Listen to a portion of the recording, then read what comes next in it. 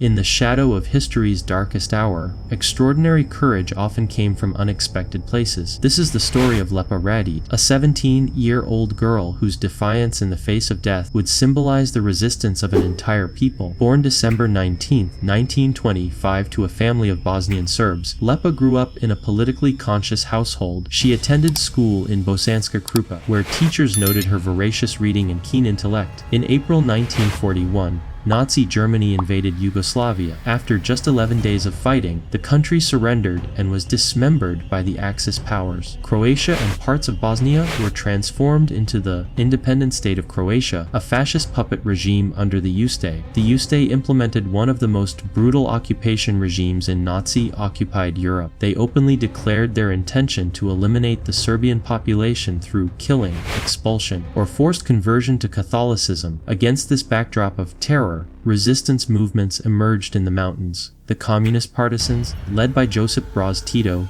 attracted those willing to fight immediately against occupation. In 1941, she joined the League of Communist Youth and later the Communist Party itself, a remarkable commitment for someone so young. When her father and uncles were arrested for resistance activities in November 1941, Lepa didn't flee. Instead, she participated in a partisan raid that freed them. Afterward, she formally joined the 7th Partisan Company of the 2nd Krajewski Detachment. She wasn't fighting just because her family was. She was fighting because she believed in the cause of freedom. Initially serving as a nurse, Lepa soon demonstrated exceptional courage. In one operation, she led young partisans to harvest grain near German encampments, providing crucial supplies at great personal risk. The partisan struggle wasn't just combat, it was maintaining supply lines and supporting civilian populations. Lepa understood this broader dimension. The partisan movement was revolutionary in its inclusion of women. By war's end, nearly 100,000 women would serve in combat roles, unmatched in any other World War II resistance force. In January 1943, with the tide of war turning against them, the Germans launched Operation Case White, a massive offensive aimed at destroying the partisans. The operation brought together over 150,000 Axis troops. During the Battle of Neretva, Lepa was tasked with evacuating the wounded, following Tito's order that no injured comrade be left behind. In February 1943, while escorting approximately 100 women, children, and wounded fighters, Lepa's group encountered a detachment from the 7th SS Mountain Division, Prinz Eugen, one of the most notorious German units. Rather than surrender, 17-year-old Lepa made her stand. Armed only with a rifle, she fought to buy time for the others to escape, firing until she had no ammunition left. Captured rather than killed, she endured days of torture, but revealed nothing. The Germans, failing to break her resolve, decided to make an example of their young prisoner. On February 8, 1943, Lepa was brought to the town square of Bosanska Krupa. A simple gallows had been erected, a rope hanging from a tree branch with a wooden box beneath. As the noose was placed around her neck, Lepa called out,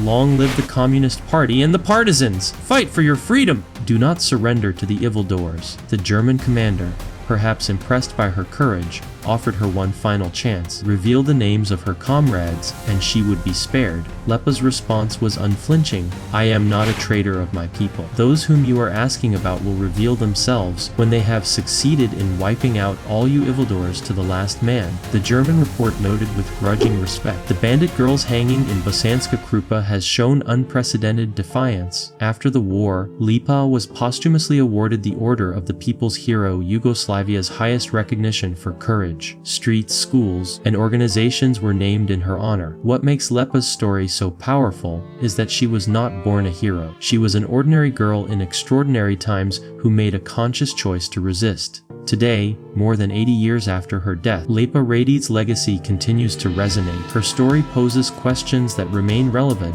What would we be willing to die for? At what point does resistance become a moral imperative? How do ordinary people find extraordinary courage? Lepa Radic's life lasted just 17 years. But in her final defiant moments, facing death rather than betraying her principles, she proved that even the youngest among us can change history through conviction and courage. "I am not a traitor of my people." In that simple declaration lies the essence of resistance, a challenge that echoes through generations.